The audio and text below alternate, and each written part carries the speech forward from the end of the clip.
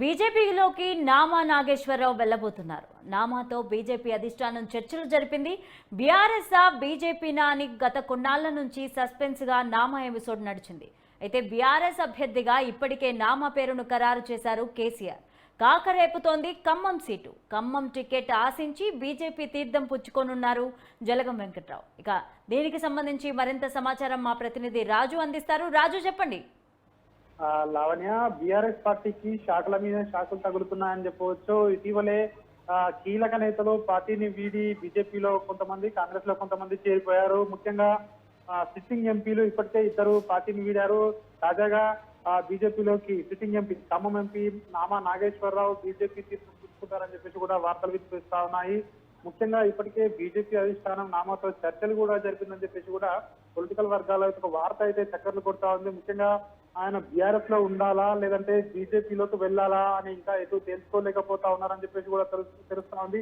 అయితే రాజు, ఇప్పటికే BRS Khammam MP seat కేటాయించారు కేసీఆర్. సో ఇప్పుడు మారడం ఏంటి?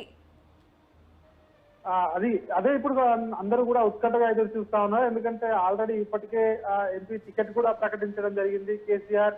అయితే ఈ సమయంలో పార్టీని వీడుతారా లేదంటే ఖచ్చితంగా అందులోనే ఉంటారా అనేది ఇంకా మనకు తెలియాల్సి ఉంది. అయితే ఖచ్చితంగా గెలిచే పార్టీలో ఉండాలని చెప్పేసి మాత్రం ఆయనకు తన అనుచరులు ఎవరైతే ఉన్నారో కింది స్థాయి క్యాడర్ అయితే ఒత్తిడి చేస్తా ఉన్నట్టుగా కూడా మనకు తెలుస్తా ఉంది.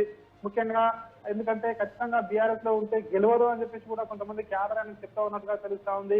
బీజేపీలోకి వెళ్తే మోడీ చరిష్మాతో ఖచ్చితంగా గెలుపు అవకాశాలు ఎక్కువగా ఉంటాయని చెప్పేసి కూడా ఆయనకు తన సన్నిహితులు కావచ్చు, అదేవిధంగా క్యాడర్ కావచ్చు చెప్తా ఉన్నట్టుగా కూడా తెలుస్తా ఉంది. అయితే ఇక్కడ ఇంకొక విషయం ఏంటంటే ఇటీవల ఖమ్మం టికెట్ ఆశించి ముఖ్యంగా బీజేపీలోకి రావడం జరిగింది బీఆర్ఎస్ పార్టీ నుంచి జలగం వెంకట్రావు. సో అతనికి ఇంకా కూడా టికెట్ కన్ఫర్మ్ చేయలేదు. ఖమ్మం టికెట్ హోల్డ్ పెట్టడం జరిగింది. ఒకవైపు జలగం వెంకట్రావు టికెట్ ఆశిస్తా ఉన్నారు, మరోవైపు ఇప్పుడు నామా నాగేశ్వరరావుతో బీజేపీ చర్చలు జరుపుతా ఉందని చెప్పేసి వార్తలు వస్తా ఉన్నాయి. సో ఫైనల్ గా ఈ టికెట్ ఎవరికి ఇస్తారో అనేది మాత్రం ఒక ఉత్కంఠ అయితే కొనసాగుతా ఉంది. ఇప్పటికే బీజేపీ పార్టీ 15 స్థానాలకు అభ్యర్థులను ప్రకటించింది. ఇంకా ఇటు ఖమ్మం కావచ్చు, ఇటు వరంగల్ కావచ్చు, ఈ 2 స్థానాలు కూడా ఇంకా పెండింగ్ లో పెట్టడం జరిగింది. చూడాలి, ఈ ఖమ్మం అయితే కాకరేపుతా ఉంది అని చెప్పేసి కూడా పొలిటికల్ వర్గాల్లో అయితే ఒక చర్చ అయితే నడుస్తా ఉంది.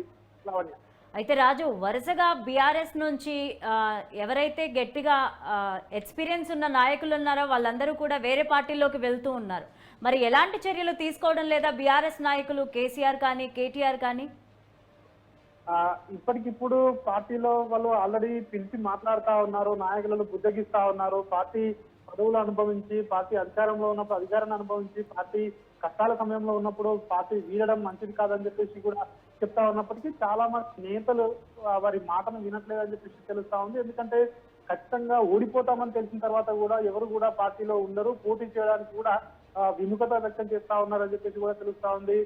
ఖచ్చితంగా బీజేపీలోకి వెళ్తే ఖచ్చితంగా దేశంలో రాబోయేది బీజేపీ అని చెప్పేసి సర్వే సంస్థలు కూడా చెప్తా ఉన్న నేపథ్యంలో వాటిని ఉటంకిస్తూ చాలా మంది నేతలు కూడా చెప్తా ఉన్నారు. కేంద్రంలో మళ్ళీ బీజేపీ రాబోతా ఉంది, ఖచ్చితంగా బీజేపీలో ఉంటే ఇప్పుడు కాకపోయినా తర్వాత ఫ్యూచర్ లో అయినా ఏదైనా పదవులు రావచ్చు అని చెప్పేసి కూడా భావిస్తా ఉన్నట్టుగా కూడా తెలుస్తా ఉంది. కాబట్టి ఒకవేళ గెలుపు అవకాశాలు 2 పార్టీలలో బేరీజ్ వేసుకుంటే బీఆర్ఎస్ కంటే బీజేపీలో ఉంటే ఎక్కువ అవకాశం ఉంటుంది గెలవడానికి అని చెప్పేసి కూడా ఈ నాయకులు ఎవరైతే ఉన్నారో పార్టీ మారే వాళ్ళు ఆలోచిస్తా ఉన్నట్టుగా కూడా మనకు తెలుస్తా ఉంది. ముఖ్యంగా కింది స్థాయి క్యాడర్ కూడా ఎందుకంటే వాళ్ళు కూడా చెప్తా ఉన్నారు వాళ్ళ నాయకులకి, ఖచ్చితంగా మీరు ఈ పార్టీలో ఉంటే మనం ప్రతిపక్షంలో ఉండాలి, ఖచ్చితంగా మీరు పార్టీ మారాలని చెప్పేసి కూడా ఒకవైపు వాళ్ళు కూడా ఒత్తిడి చేస్తా ఉన్నట్టుగా కూడా తెలుస్తా ఉంది.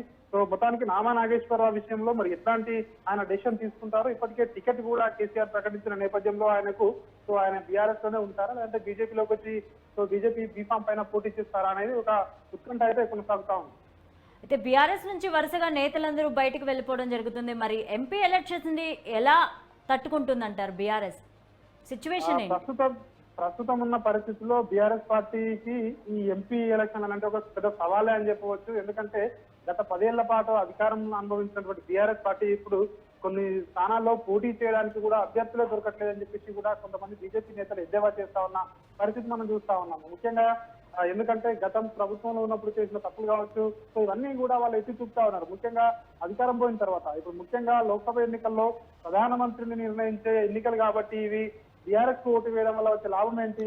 ఇటు రెండు జాతీయ పార్టీలు పోటీ పడతా ఉన్నాయి కాబట్టి ఇటు కాంగ్రెస్ కావచ్చు ఇటు బీజేపీ కావచ్చు ఈ రెండు పార్టీల నడుమనే పోటీ ఉంటుంది కాబట్టి రాష్ట్రంలో అధికారంలో ఉన్న కాంగ్రెస్ పార్టీ అదేవిధంగా సెంట్రల్ అధికారంలో ఉన్నటువంటి బీజేపీ పార్టీ ఈ రెండు పార్టీల నడుమ ప్రధానంగా పోటీ ఉంటుంది అని చెప్పేసి కూడా ఇటు నాయకులు కావచ్చు ఇటు క్యాడర్ కావచ్చు వీళ్ళు భావిస్తా ఉన్న తరుణంలో అందుకని చెప్పేసి ఈ ఒక రీజన్ తోటే బీఆర్ఎస్ పార్టీని మారుతా ఉన్నారు. ఈ జాతీయ పార్టీలు అయినటువంటి ఈ రెండు పార్టీలోకి చేరికలు అయితే భారీగా జరుగుతా ఉన్నాయి.